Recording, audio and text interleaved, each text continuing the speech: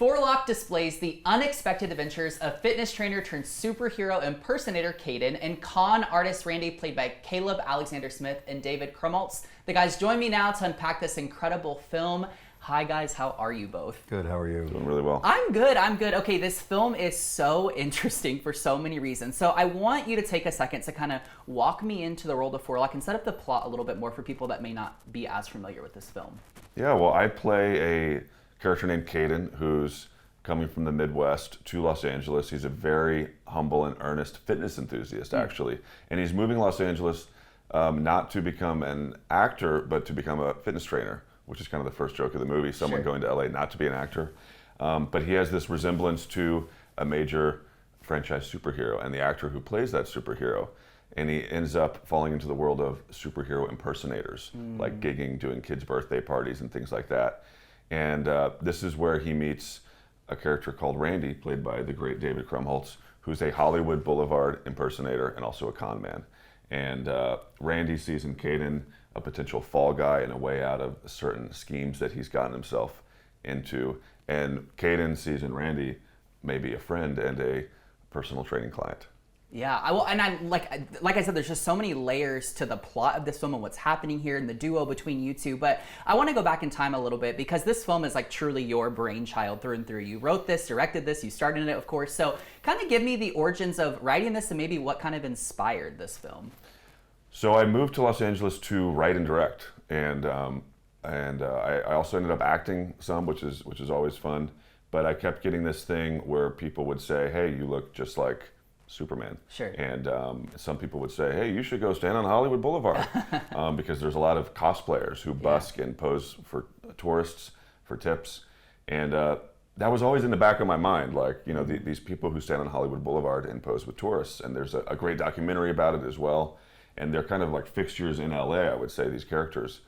And you know, after the pandemic and this double strikes in Los Angeles, I thought there was an opportunity for me to write something that was a little more personal than other projects I've been involved with. And part of my weird experience is this likeness thing to this character. And I wanted to make fun of that. I wanted to make light of it. And so I went on Hollywood Boulevard. Actually, I wore spandex and I researched this role. I posed with tourists and I did the whole thing. And I wanted to tell something that was kind of grounded and then also goofy. It's a very silly movie. It's a very fun movie. And it's just an honor to have been able to start bringing it to the audiences. Yeah, well, and I feel like we need more humor in today's world, so I appreciate that you're putting out a project like this. Now, as I mentioned, something I really love about this is kind of the unlikely duo and the pairing of you both within this film. I feel like that's something I'm personally always rooting for within TV and film. So why do you think that was maybe vital to the storyline to have this kind of unlikely duo, and how did you two go about building that dynamic of the characters? Well, I think, you know, it's interesting.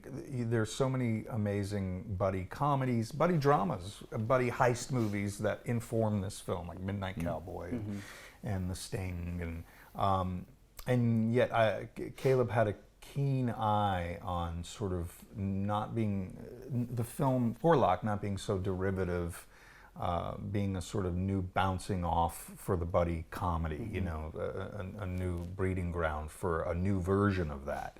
That doesn't have, you know, the sort of sweetness that, you know, the bonding sweetness, you know. These two men are wildly desperate men. You know, he's desperate to make meaning of his life and get over his mom's passing, and I'm desperate for money and to stay out of trouble. Although I know myself, my character knows himself well enough that he can only attract trouble. He's compulsively sneaky. My character is a grifter, you know, and he's a master manipulator as well. In that way, he's an actor. You know, Randy is a cajoler. He's a sort of a freak too. You know, he's a deviant, and you know, he preys on the innocence of this young man who is just trying to make a quick buck as a cosplayer and hopefully a personal trainer, and you know, and I think there is some comeuppance for Randy in realizing that, you know, Caiden's character, Caleb's character, becomes a mirror to all the things that is wrong with Randy. Yeah. You know, and he sort of it's very confrontational that he's met this wildly idealistic, very sweet, very innocent young man, and he lost his innocence long ago. And so they rub off on each other, and you know, it gets a little dicey between the two of them before they finally sort of come together and team up and do what they think is the right thing. Yeah. One thing that really sticks out to me there is that relatability factor that we share with people in everyday life, right? Because it's like, although these characters, like on surface level, may be very different, there's a lot of shared experience and life experience within what you're saying that I think is what kind of brings them together, which is really cool. I really appreciate that. Now, something I love about this is you both have been a part of incredible film and TV projects. David, you even being part of the Oscar-winning Oppenheimer. So why was it important for both of you to be a part of something like this that is very kind of grassroots effort-based? Well, man, I love working really, really, really hard. Yeah. Now, that's not to say that Oppenheimer wasn't hard. Sure. It was a whole different kind of hard. But there's, you know, glamour and niceties on a set like that. You know, there's no rush to get things done. You know, there's a calculated, sort of more deliberate approach because there's time in which to do that. I love working on smaller indies because you're running out of time at all times. Yeah. And you're trying to get everything you can to make the movie great under intense circumstances where the money isn't huge and the time is ticking.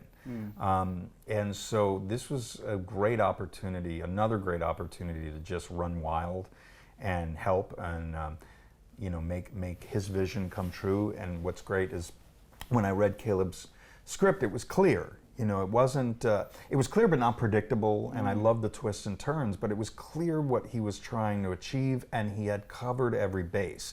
I'm a big, like, when I read a script, I'm a big, like, logic guy. You know, if there's a logic hole, I know that takes me out of a movie when I'm watching it.